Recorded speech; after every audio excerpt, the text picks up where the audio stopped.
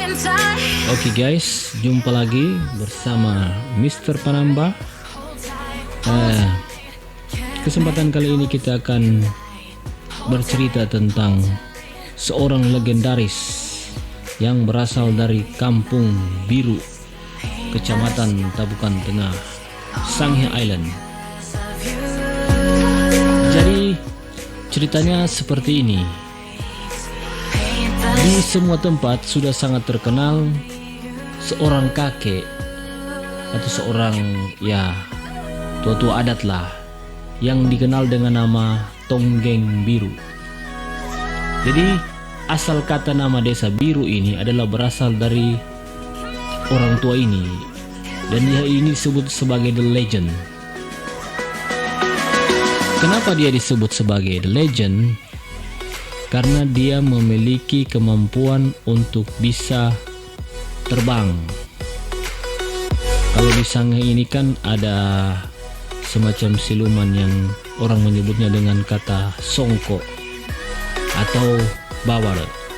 Jadi kalau songko itu untuk para wanita, sedangkan bawar itu adalah jenis untuk lelaki.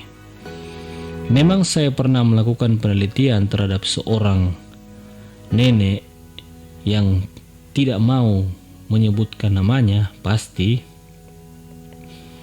Kebetulan karena saya juga akrab dengan beliau, tetapi beliau ini hanya dikisahkan oleh orang-orang di kampungnya bahwa dia melakukan ilmu siluman atau yang disebut dengan songko.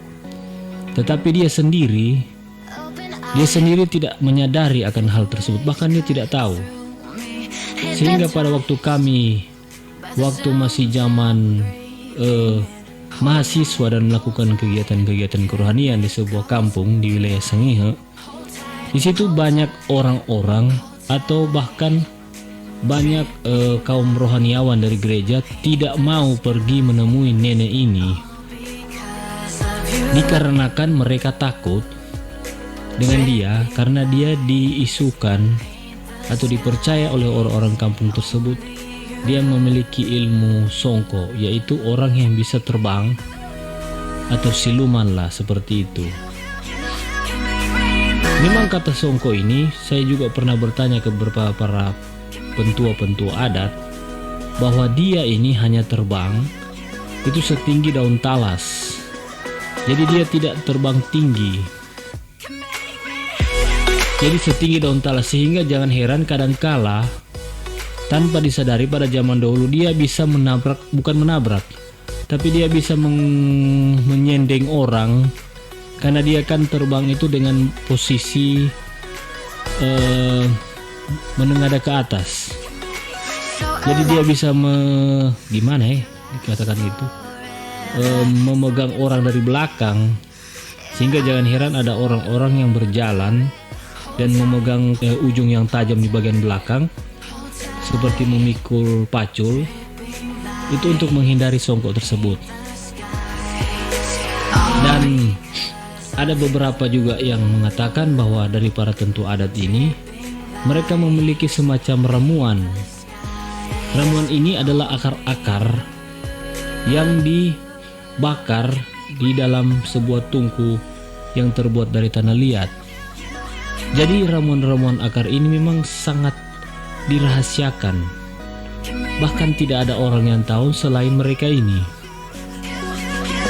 Jadi ramuan ini yang mereka hisap, asapnya ini, itu sampai disebut dengan mengundang badang. Mengundang badang itu artinya mengobati tubuh.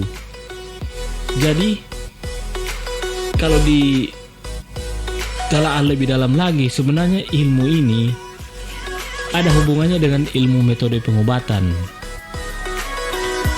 Karena setiap orang yang ibaratnya jika dia tidak mengisap asap dari tungku perapian ini, ada tungku yang terbuat dari tanah liat ini, maka dia akan sakit.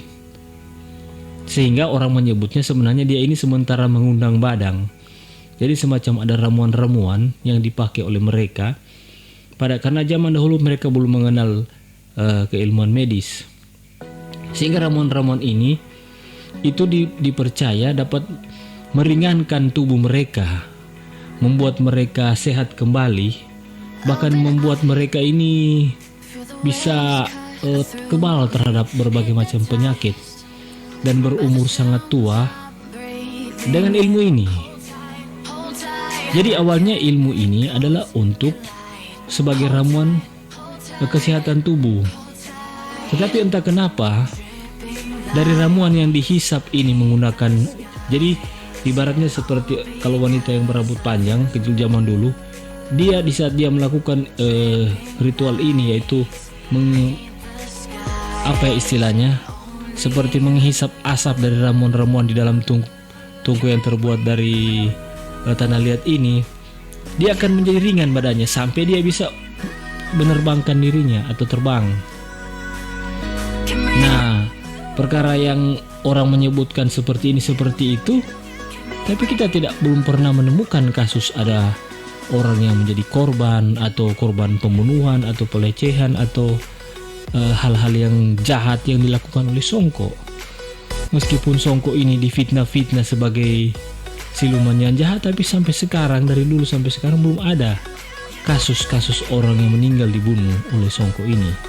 Justru banyak kasus-kasus kejahatan dilakukan oleh orang-orang yang sadar, yang justru juga sudah berpendidikan, sudah sekolah atau bahkan para seperti di Myanmar pada tahun 2021 ini terjadi kudeta militer. Begitu banyak orang yang menjadi korban. Tetapi untuk kasus Songko ini belum ada terdengar. Karena memang sebenarnya itu adalah cara mengundang wadang. Mirip juga dengan Bawal. Tetapi kisah tentang Tonggeng Biru ini bukanlah kisah seperti Songko atau tentang Bawal. Karena si Tonggeng Biru ini adalah seorang yang gemar melakukan kesenian atau kebudayaan Sanghe, atau yang kita sebut dengan Mek Tagonggong. Nah, kalau kita lihat di belakang ini ada gambar Tagonggong. Saya berikan contoh ya bagaimana seorang melakukan Mek Tagonggong tersebut. Jadi inilah gambar, inilah ada ilustrasi gambar dari si Tonggeng Biru ini. Di saat dia mau terbang, dia akan menggunakan alat kesenian yang disebut dengan Tagonggong. Jadi kira-kira seperti ini cara dia melakukan hal tersebut. Ini hanya sebagai contoh. Jadi sambil dia memegang Tagonggong itu, dia akan bersambo, mengucapkan sasambo. Kahiwu lampawanua pinangokok tamasarang. O kahiwu lampawanua pinangokok entamasarang. Nah, itulah kira-kira contoh orang yang melakukan sasambo. Dan si Tonggeng Biru ini sudah sangat terkenal. Jika Anda berjalan di kampung dan Anda berkata dengan nama Tonggeng Biru, dia sangat terkenal. Jadi ada kisah bahwa dia pada waktu zaman dulu ini di Tabukan Tengah, tepatnya di wilayah Parahanaing, diadakan acara Mek Dameang atau Mek Tagonggong, Mek Sarai. Jadi istilahnya mereka ini mau Mek Sarai. Nah, jadi ini adalah salah satu contoh orang-orang yang melakukan sarai atau sarai. Video ini saya ambil pada saat pelaksanaan upacara adat di Taliang Lama. Jadi pada saat itu orang-orang di Parahanaing ini, si Tonggeng Biru ini, dia akan menghadiri acara sarai seperti yang kita lihat pada video ini. Nah, jadi pada saat si Tonggeng Biru ini sudah mempersiapkan segala sesuatunya, maka dia memulai, waktu itu dia berangkat dari Desa Biru dan dia mengambil Tagonggong yang biasa dia pergunakan untuk melakukan Mek Sarai seperti ini. Jadi dia mengucapkan semacam kata-kata sastra dan dia mulai membunyikan Tagonggongnya seperti yang ada seperti Anda lihat pada video ini. Nah, di situ setelah Tagonggong itu mulai berbunyi, maka si Tonggeng Biru ini mulai terangkat dari tanah, dan dia mulai terbang dan terbang itunya tinggi hampir setinggi dengan pohon kelapa. Jadi dikisahkan bahkan orang-orang pada waktu itu ini sangat dapat melihat dia pada siang hari, karena ini dia melakukan itu secara terang-terangan, bukan seperti siluman atau yang pada tengah malam. Tapi dia itu sampai orang-orang yang ada di Tabukan Tengah itu dapat mendengar kalau ada suara tagonggong di hutan, di antara pohon-pohon kelapa itu pasti tonggeng biru yang sedang mau lewat. Dan kebetulan pada waktu itu dia melewati kampung Talengen untuk menuju ke Parhanaim untuk acara hajatan seperti Mutagonggong ini. Kebetulan pada waktu ada seorang kakek, dia mendengar dia melihat ada orang yang terbang pada siang, mungkin menjelang hampir sunset atau menjelang sore. Nah, di Sangir ini kan banyak orang yang memiliki ilmu-ilmu atau hal-hal yang seperti itu. Jadi dia melihat tonggeng biru ini sementara melayang-layang. Dia mengucapkan kata-kata, ya orang Sangir menyebut dengan lahemba, atau untuk menjatuhkan orang yang sedang melakukan ilmu terbang ini, meringankan tubuh. Dan akhirnya tonggeng biru ini jatuh di tepat hampir di dekat Tonggeng Talengen atau di Tanjung Talengen. Tetapi karena dia juga memiliki ilmu, dia tidak jatuh tergelepar. Dia hanya jatuh di wilayah mangrove, di wilayah pantai situ, dan dia mencari siapa orang yang bisa menjatuhkan dia ini. Dan dia bertemu dengan Matimade atau orang tua tersebut, dan dia berkata bahwa saya ini terbang bukan mau melakukan sesuatu yang jahat.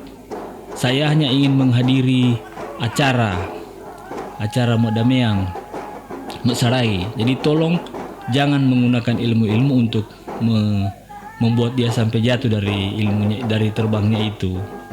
Jadi akhirnya terjadi negosiasi dan kakek ini pun mengerti, dan tonggeng biru pun kembali melanjutkan perjalanannya dengan tetap dia dengan ilmunya, yaitu terbang atau tumela, menggunakan sasambo dan sementara membunyikan tagonggong. Nah, kabar ini sangat terkenal di Sangihe, dan bahkan kabar ini sampai didengar oleh Presiden Soekarno pada waktu itu. Dan pada waktu itu saking hebohnya si tonggeng biru ini karena dia melakukan hal ini terang-terangan, dikisahkan bahwa pada masa pergolakan Irian Barat, nah saya kurang tahu sebenarnya apa tujuan dari Presiden Soekarno ini. Jadi setelah kabar ini sampai di telinga Presiden Soekarno, dan kebetulan pada waktu itu sedang ada pergolakan di Irian Barat, nah si Soekarno ini dia merasa heran kok ada orang seperti itu. Karena dia tahu di wilayah Jawa itu banyak orang-orang sakti, bahkan di Kalimantan dia tahu banyak orang-orang sakti, karena Soekarno ini juga mencintai hal-hal yang sifatnya mistis. Dan Pak Presiden Soekarno ini juga pernah mengunjungi Sangihe Island, pernah mengunjungi atau datang di wilayah Sangir.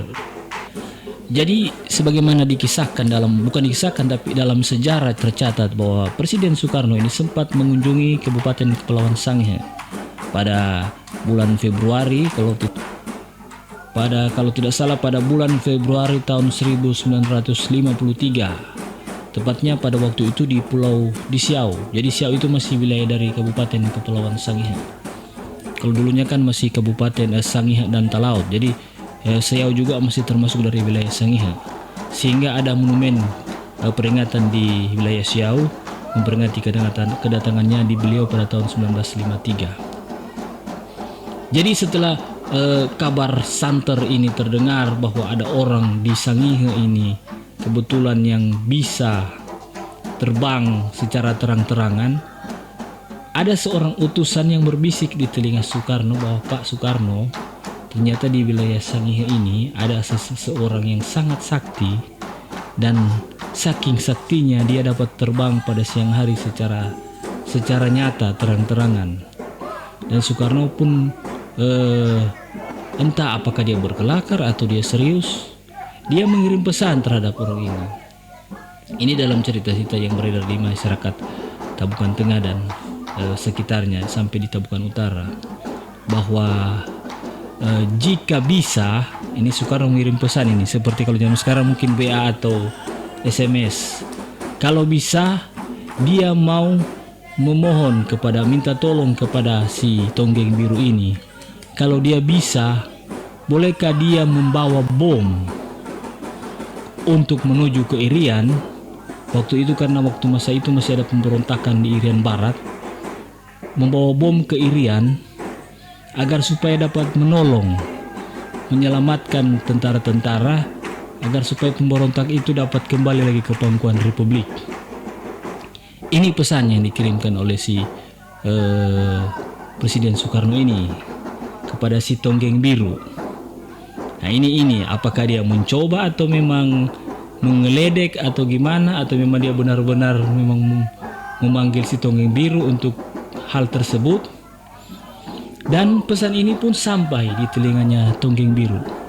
Jadi dulunya guys, di wilayah Talengen dan Biru itu adalah wilayah yang dulunya adalah tempat markas dari Belanda, dan juga akhirnya markas itu dijadikan juga markas oleh Jepang. Jadi Teluk Talengen itu pada zaman dulu itu adalah tempat berlabuhnya kapal-kapal, baik dari kapal Belanda maupun kapal Jepang, karena kondisinya yang aman dari segala macam bentuk badai angin. Kalau sekarang kan di tahun 2021 ini terkenal dengan mangrove di Teluk Talengen. Nah, jadi lanjut pada cerita tadi, si Tonggeng Biru ini mendapat pesan dari seseorang, messenger. Jadi kalau sekarang messenger melalui aplikasi, dulu messenger melalui orang. Kira-kira timade botonge menurun tulung angkungi Soekarno makawawa bom sarang Irian dai membebaskan Irian Barat dari pemberontakan. Dan apa kata si Tonggeng Biru ini dia? Saya bisa, saya bersedia. Dia bilang saya bersedia, saya bisa. Kapanpun dia menjemput, dia bersedia. Tetapi dengan satu syarat, carikan dia satu orang di seluruh Indonesia ini yang bisa terbang seperti dia untuk menunjukkan di mana lokasi Irian Barat. Karena dia tidak tahu Irian Barat itu lokasinya di mana. Jangan sampai dia salah menjatuhkan bom. Dan ini pesan ini dikembalikan kepada Soekarno. Maka orang tersebut pun membawa kembali pesan ini ke Soekarno. Katanya bisa Pak, dia bersedia. Tetapi ada satu titipan syarat dari beliau, dari si Tonggeng Biru ini, ialah kalau boleh carikan seorang teman untuk dia yang bisa juga terbang sama seperti dia, apakah dia dari Jawa atau dari Kalimantan atau dari Sumatera, untuk bersama-sama menunjukkan kepada dia di mana itu lokasi Irian Barat.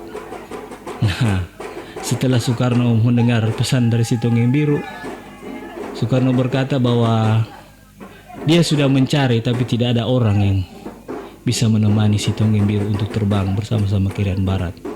Jadi Tonggeng Biru berkata kalau begitu dia tidak mau, karena dia tidak mau salah menjatuhkan bom. Nah, jadi Tonggeng Biru itu juga pintar ya. Apakah dia memang mungkin salah satu taktiknya untuk mengembalikan cobaan tersebut atau bagaimana, tapi itu yang dilakukan oleh dirinya. Si Soekarno akhirnya mencari di Jawa, di Kalimantan, di Sumatera, di Irian. Dia tidak menemukan orang yang bisa terbang untuk menemani si Tonggeng Biru menunjukkan di mana Irian Barat. Nah, jadi itulah. Jadi kisah ini jika Anda ragu, Anda silakan bertanya terhadap orang Tabukan Tengah, orang Tabukan Utara, tentu saja orang Sangir yang memang mengetahui cerita-cerita hikayat seperti ini. Dia sangat terkenal, disebut dengan Tonggeng Biru, The Flying Man from Sangir Island. Dan pada masanya sudah diuji, tidak ada orang seperti dia yang bisa terbang secara terang-terangan. Tetapi ilmunya memang tidak diwariskan. Itulah perbedaan orang Sangihe. Begitu banyak ilmu-ilmu termasuk ilmu pengobatan, ilmu-ilmu sakti kanuragan tidak diwariskan karena mereka melihat mental dari para penerus. Jika generasinya memang agak kasar atau agak pemarah, maka mereka tidak mewariskan ilmu tersebut. Tetapi kita kaya akan warisan kekayaan budaya. Oke guys, sampai di situ. Mohon maaf untuk kata-kata yang kurang berkenan. And ini hanya sekedar menambah wawasan dan kebanggaan akan daerah kita. Thank you for watching and don't forget to subscribe.